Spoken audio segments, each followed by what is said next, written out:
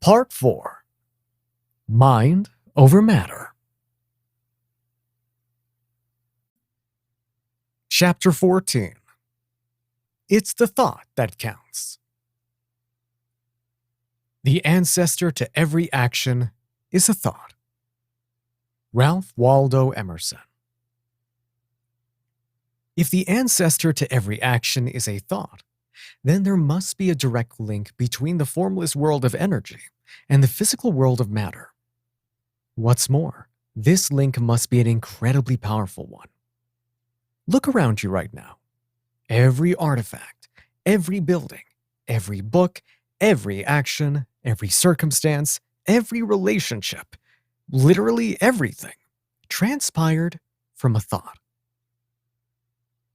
Ralph Waldo Emerson wasn't alone in acknowledging the relationship between the formless dominion of the mind and the physical world. It has been recognized since time immemorial. The Bible stated it in the following terms: as within, so without. And first, there was the Word, and the Word became flesh. This latter statement should not be taken metaphorically either. Here, the Word refers to the invisible impulses of energy and information we refer to as thought, and the flesh as the physical manifestation of that thought. Great scientist and humanist Albert Einstein also acknowledged the powerful connection between the mind and the material world. In his famous equation, E equals mc squared, E equals energy, m equals mass, and c squared equals the speed of light multiplied by itself. Since an equal sign denotes sameness, one side is the same as the other. Then what this equation is telling us is that energy and mass are the same thing in different forms. Put another way, it tells us that thought and action are the same thing in different guises. Whilst traveling the world attending conventions, I asked thousands of people why they drank. Without exception, the answer I received was, to make me feel better. I only had to look at the despair and torment on the faces of these people to know that drink no longer fulfilled its intended purpose. The deadness in their eyes told me they had long since stopped living. Alcohol had simply veiled their problems temporarily. But like the eye of a hurricane, the brief reprieve was followed by a powerful force that swept through their lives, leaving a trail of devastation. What these people sought was a permanent way to feel better. Removing alcohol alone wasn't going to achieve this. Imagine if there was an antidote capable of instantaneously flushing their bodies with happy or calming chemicals, with no side effects and free of charge. If such a thing was available, alcohol would surely become redundant.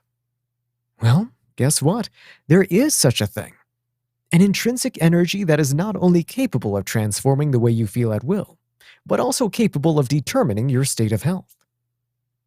This magical panacea can be found in the formless domain of your mind, your thoughts. The way in which you interpret and process experience produces either life-enhancing or life-denying chemicals in your body. Your body is a phenomenal pharmacy, capable of producing innumerable chemicals naturally. These chemicals alter the balance of your cells and determine your physical state. Some instill good feeling and well-being, whilst others produce disease and negative feeling. Most importantly, both states are invoked by choice. Alchemists are adept at changing negative thinking into a mode of thought that produces well-being and inspiration. To determine how easy it is to choose the way you feel, try the following short exercise. Exercise: choosing your emotions. Find a quiet place, somewhere you won't be disturbed. Close your eyes. Focus on your breath for a minute or two and allow any thoughts to pass. Now, bring to mind a time of difficulty. A time perhaps when you felt sad or angry. Let the pictures pervade your mind. Turn up the brightness and contrast. Hear any sounds and conversations and turn up the volume. Turn all your senses inwardly and allow the experience to expand in your mind. Now, monitor how you are feeling. Sad? Angry? Negative? Next, remind yourself of what you had for breakfast this morning. This question may seem a little out of context, but it is designed to break the state you're experiencing. For example, return you to a neutral state. Now, close your eyes again. If they are not already closed, follow your breath for a minute, as before. And now, bring a happy scene to mind. Again, turn all your senses inwardly and allow the experience to expand in your mind. See what you saw. Turn up the brightness and contrast. Higher the volume. Immerse yourself in the scene for a few minutes. Now, monitor how you are feeling. Light? Joyous? Happy? In just a couple of minutes, you have controlled the way you feel, simply by changing the focus of your thoughts. Therefore, rather than being powerless over your emotions, as suggested by certain factions, you can choose the way you feel at will. Realizing this is the first step in self-mastery. Feelings are choices that transpire from thoughts. To change the way you feel, change the way you think. Healing thoughts. The power of thought has been known to be capable of transforming a diseased cell into a healthy cell since time immemorial. There are innumerable accounts throughout the history of mankind. Up until recently, such phenomena have been deemed as miracles. How and why they happen remain a mystery. Today, however, through the insights of modern-day science, we know that the human body is literally a field of intelligence. Furthermore, this field responds to thought. What we once deemed to be miraculous happenings, bestowed on a privileged few, are now freely available to everyone. Thoughts have a tremendous influence on our health and well-being. What we believe about ourselves is translated into the chemical activity responsible for our health and our emotional state. The human body is equipped with a cellular surveillance system, a mechanism whereby our cells literally listen into the contents of our thoughts and alter our chemical balance accordingly. If we focus on thoughts of fear, anger, guilt, or pain, our brains respond by secreting chemicals that give rise to feelings that correspond to them. The same process is evident in people who repeatedly affirm how sick they are. I always get flu when winter comes in. Or, arthritis runs in the family. I'll be next. Have you noticed how such people are prone to suffering? If we constantly allow our energy to flow into the beliefs that give rise to a mindset of illness, then we will initiate the mechanisms that create the chemistry that induces those illnesses. Where thought goes, energy follows. The impact of thought on health and well-being is clearly demonstrated through a phenomenon known as the placebo effect. The placebo effect shows us that our body is a network of intelligence that listens to our mental transmissions and alters itself accordingly. The placebo effect. A placebo is a medical intervention that uses deception ethically. Patients are set up to believe that they're undergoing authentic treatment for their symptoms, when in fact an ineffectual substitute is administered. A common example is the use of a sugar pill. A patient is given an inert sugar pill in place of an analgesic painkiller. Having not been informed of the switch, their mind is duped into believing that they're undergoing authentic pain relief treatments. The results are quite astounding, depending on the extent of a person's expectancy and their will to want to get better. For example, depending on the degree of their belief in the process, healing does take place, and not just in a psychological sense, whereby the person redefines their illness mentally. That is, chooses not to think about it. but in a way whereby the body actually produces its own form of painkiller. Research has found that the placebo experiment causes the brain to release endorphins, which, by fusing to receptors in the brain, prevent pain and invoke a feeling of well being. They are the body's own morphine like painkillers. If beliefs can instruct the body's internal pharmacy to administer pain-killing drugs, what else can they achieve? Although the placebo initially concentrated on pain relief, contemporary research is beginning to indicate that it has the capacity to work for any condition. Numerous carefully controlled studies indicate that the placebo can provide relief from post-operative wound pain, seasickness, headaches, angina, asthma, obesity, blood pressure, ulcers, and many other conditions. In fact, researchers are now convinced that no system of the body is exempt from the placebo effect, and that it is operative in virtually every healing encounter. Even more intriguing, the placebo is sometimes more effective than the actual prescribed drug for the condition. Believe it and achieve it. When we begin to understand the underlying mechanisms that give rise to the placebo effect, a whole new world opens up to us. The placebo effect is dependent on belief, and beliefs transpire from thoughts. When we place our attention on a thought, we energize it, and it undergoes a sequence of unfolding to become a feeling. Thoughts that we consider to be true give rise to the feelings we call beliefs. Beliefs are comprised of two components: thought and emotion. The thought is simply an idea we have internalized and consider to be true. For example, life is a struggle. This idea is of little consequence until we empower it with energy. When we infuse an idea with the energy of awareness, for example, when we focus on an idea, it takes on the power to create. Beliefs are powerful. They are the motivating force behind all our actions. The world we see that seems so insane is the result of a belief system that is not working. To perceive the world differently, we must be willing to change our belief system. Let the past slip away, expand our sense of now, and dissolve the fear into our minds. William James. We learned earlier that from childhood onwards, we internalize ideas about ourselves and the world in general. These ideas come from various sources: parents, siblings, clergymen, teachers, and so on.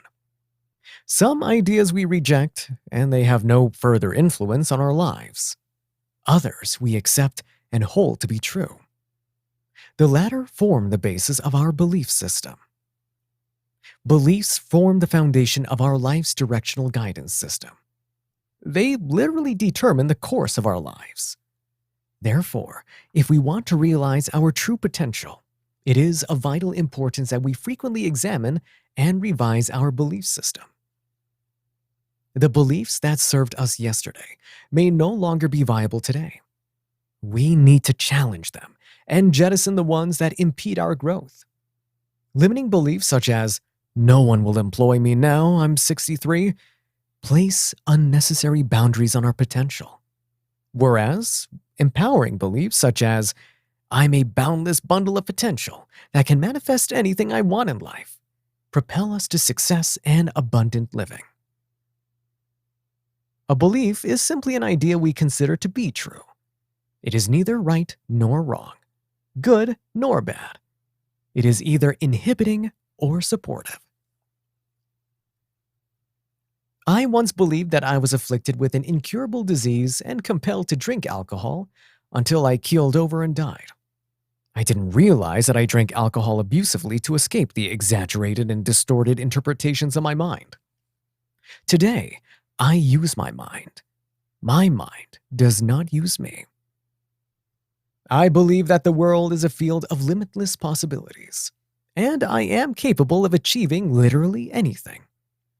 This profound shift in my belief system has produced remarkable results and continues to do so on a daily basis. Whether you believe you will succeed or whether you believe you will fail, on both accounts you will be correct. Henry Ford. Mind over matter. Scientists now know that the brain is not hardwired as once believed. It is a dynamic organ that grows and shrinks in accordance with the information it receives. Brain plasticity is a term that refers to the ability of the brain to wire itself according to incoming information. To be more precise, it wires itself in accordance with how we interpret experience. When we dwell on a thought, we energize it, and our brain connects various neurons, brain cells together to form a network that supports our mode of thinking. Such networks are called neural networks. A neural network represents a buildup of ideas that are repeatedly impressed upon our mind. Before we continue, let's make an important distinction between our mind and our brain. The mind is a formless domain in which thoughts arise, while the brain is a physical organ that supports the way in which the mind thinks. Another way of stating this is as follows. A thought, the word, undergoes a sequence of unfolding to become a physical network, the flesh, as stated in the Bible. What we are talking about here is literally mind over matter. When the formless impulses of energy and information arising in our mind thoughts start to take on physical attributes in the brain, our thinking becomes ingrained and rigid. This is the basis of habituation. If we continuously impress negative ideas on our brain, it will respond by creating neural networks to support them. Every time we perform an action that reinforces the negative idea, the neural network will become more pronounced. As a consequence, we habituate negative action, form a bad habit. Once we interrupt our negative thinking patterns, however, the supporting neural networks weaken and disband. Connections between neurons break and make way for new life-enhancing networks. So next time you make statements such as, "That's just the way I am," and "I'm useless at this or that," or "I can't stop drinking," be aware that you are reinforcing the negative habit forming neural networks that thwart your growth. The chemistry. Neural networks are in constant communication with the hypothalamus, the chemical producing center of the brain. The hypothalamus produces chemical messengers called neuropeptides. Neuropeptides are created in accordance with information derived from the neural networks and therefore correspond directly to the way we think. Once manufactured, the chemical messengers are dispersed through the bloodstream to various parts of our body. The word emotion can be defined as energy in motion and used to describe that process whereby chemical messengers are dispersed throughout our body to give rise to the way we feel. Each cell of our body contains receptors that house the incoming neuropeptides. When neuropeptides dock onto a cell, they change the chemical balance of that cell. The messages they carry correspond to our mode of thinking and inform the cell, which is a self-contained unit of intelligence, to change its structure. Changes in our cellular structure translate to changes in the way we feel. If we constantly flood our body with chemicals that give rise to, let's say, guilt, the cells of our body will generate more receptors to house the guilt-producing messenger. In effect, we will become more prone to guilt. If we fixate our awareness on thoughts of fear, the hypothalamus will create the corresponding neuropeptides. In turn, these neuropeptides will inform ourselves to evolve more receptor sites to house the fear-invoking messenger, rendering us prone to fear, and so on. When we change the focus of our thoughts, however, and concentrate on, let's say, thoughts of happiness, the cells will reduce their number of fear receptor sites and develop more happy receptors in order to accommodate the new influx of positive messengers. When we dwell on negative thoughts, we produce chemicals in our body that give rise to negative feelings. There is a continuous dialogue going on between our mind and our brains. Our thoughts tell our brains to produce life-affirming or life-denying chemistry in our bodies. When we think positive thoughts, we produce life-affirming chemistry in our bodies. Studies have shown that when we evoke feelings of gratitude, for instance, the chemicals in our brain that produce DHEA, a steroid hormone made by the adrenal glands that acts on the body, much like testosterone, actually increases in excess of 100% over a very short period of time. The same studies have shown that when we hold feelings of anger, rage, frustration, and jealousy, we send signals to our brain that cause it to produce life-denying chemistry, such as cortisol adrenaline, the stress hormone. Taking all this information and applying it to alcohol enables us to expose a major flaw in the philosophy of those people whose objective it is to feel better by drinking. As alcohol is a mind-altering drug, it changes the way we think, and our thinking has a direct impact on the way we feel. Hence, before the drinkers cross the abreactive threshold, alcohol suppresses their troublesome thoughts. As a consequence, the neural networks that support negative thinking disband, causing the hypothalamus to cease making the chemical messengers that evoke negative emotion. So the drinker feels better. Pre-abreative threshold. Problem to alcohol to problem suppressed, then negative neural networks disband, then feel better. Now, the seductive trap is set. An association between alcohol and good feeling has been made. However, to sustain this feeling, more and more alcohol is needed to suppress the troublesome thoughts. Over time, the pressure builds to such an extent that they surge forth from the unconscious to the conscious with devastating force.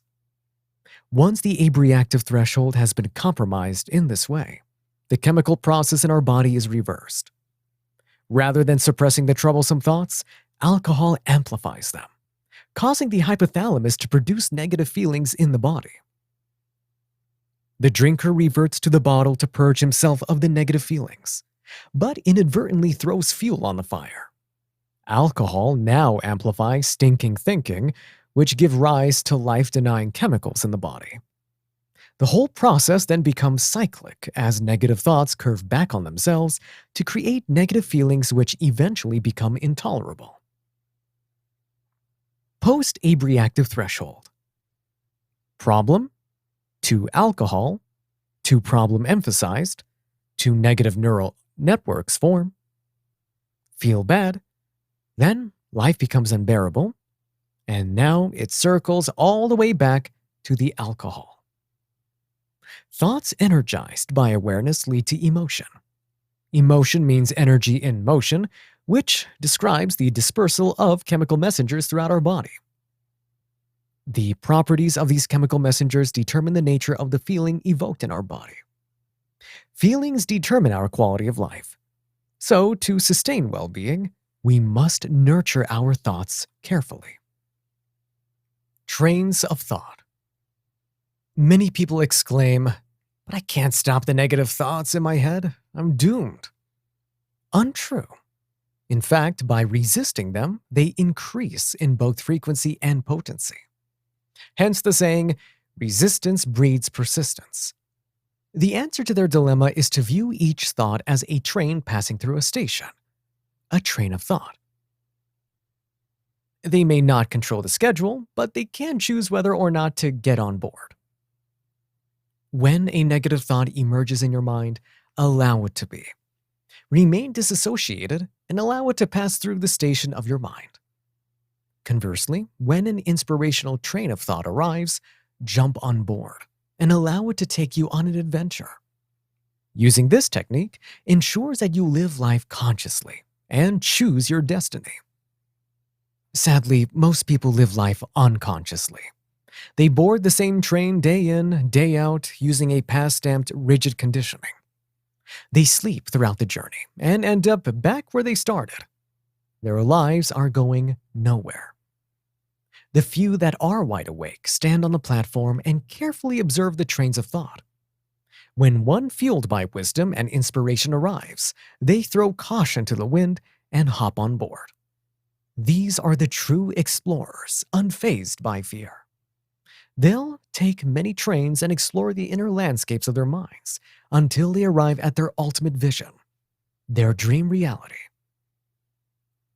Our mind is an ocean of infinite possibilities. There's a never-ending stream of thought from which to choose. You just need to be selective. Control your mind instead of letting your mind control you. Karma. As thoughts unfold to become feelings and beliefs, which are the motivating force that drive our actions. Let's now take a look at the closely related phenomena of karma. Karma is a Sanskrit word that simply means action. The law of cause and effect states that all our actions have consequences. Our thoughts, the cause, translate into action, which has consequences, the effect. By paying conscious attention to our thoughts, we are able to identify recurring cognitive patterns that evoke inappropriate action. Subsequently, we can intervene before the thought unfolds to bring about negative consequences. If we remain oblivious to mental pollution, the cause is buried in our unconscious mind, is not dead and buried. However, it is buried alive. Thoughts are energy, and energy must find a means of expression. When unresolved issues are left to fester in our unconscious, they eventually find expression in a multitude of destructive guises. Mood swings, aggression, unpredictability, which all have negative consequences. As the consequences of our actions determine the quality of our life, we need to harness our emotional and mental debris and transmute it into fuel for our journey. The quality of our life is determined by the consequences of our actions, which is the basis of karma. Our actions, in turn, are driven by our feelings, which transpire as a result of the thoughts we dwell on. So, ultimately, our thoughts are responsible for the quality of our lives. Thoughts leads to feelings, leads to actions, leads to consequences, then leads to quality of life. Change the way we think equals change the quality of our life. As alcoholism is located in the mind, not the bottle, this information is particularly pertinent to us. Stinking thinking unfolds to become unbearable feelings, which lead to irresponsible and destructive actions, which have great consequences. As a result, our lives are reduced to a maelstrom of madness. Stinking thinking results to negative emotions. Next comes wrong actions, then negative consequences, which results in an unbearable life. Although putting down the bottle is extremely necessary, it isn't going to solve the problem. Detoxification programs have their place, but they only deal with alcoholism at the chemical level. For sustained success, we must tackle the problem at source.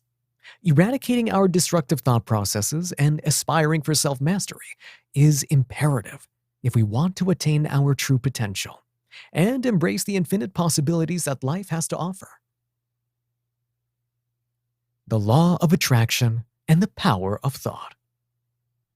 Can you imagine having the power to simply focus on something intently and have it manifest? Whether it is money, artifacts, material success, or even attracting a romantic partner, this is the basic principle behind the law of attraction.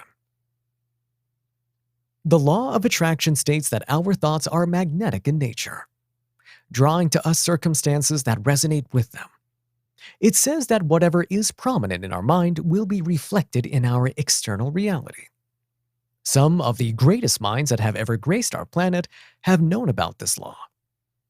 Albert Einstein phrased it in the following terms: imagination is the preview of life's forthcoming events. The word imagination stems from the Latin root imago, which simply means image. Imagination, therefore, is the image-forming capacity of the mind, our ability to think in pictures. If we use our imagination to its full capacity, we can work wonders with our lives. Every successful entrepreneur has a vision because they are well aware of the law of attraction. They hold a clear picture of what they want in the internal dominion of their mind, and sure enough, it manifests, as within, so without. In theory, this law is simple. Focus on what you want, and it will manifest. However, rather than focus on what they do want in life, most people habitually think about what they don't want. And guess what? They attract everything they detest into their lives, as thoughts create our reality in this way. Is it any wonder that our lives have been disastrous? For years, we have focused on that which we don't like about our lives. As a consequence, we have inadvertently attracted more of it.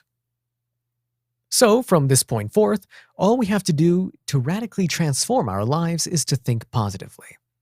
But don't rush off just yet and set about manifesting your dreams, or you may be disappointed. Our ability to maintain a positive focus is impeded by unconscious influences. Many of our thoughts are unknown to the conscious mind. Although they operate below the threshold of consciousness, they still shape the way we think consciously. They act as filters, ciphering off our positivity and retaining our negativity. When we wear sunglasses, we see the world in a darker light, because the glasses filter out the rays of sunshine. Our negative unconscious thought patterns have a similar effect. They filter our ingenuity and severely restrict our view of what we deem to be possible. For the law of attraction to be successful, we have to totally believe in the dreams that occupy our imagination. If we have reservations, then the corresponding thoughts will negate the process, and it will be doomed to failure. The negative thought processes that mar the attraction process are usually the surreptitious work of the sobriety saboteurs. Fear, guilt, psychological pain, futility. To resume command of our lives and sustain positive thinking, we need to journey inwardly and remove their influence. Think of the conscious mind as a lake and the unconscious as a huge reservoir that feeds it. It's no good sieving the lake to keep it clean if the reservoir is polluted. We must decontaminate the feed if we are to purify and sustain the lake's clarity.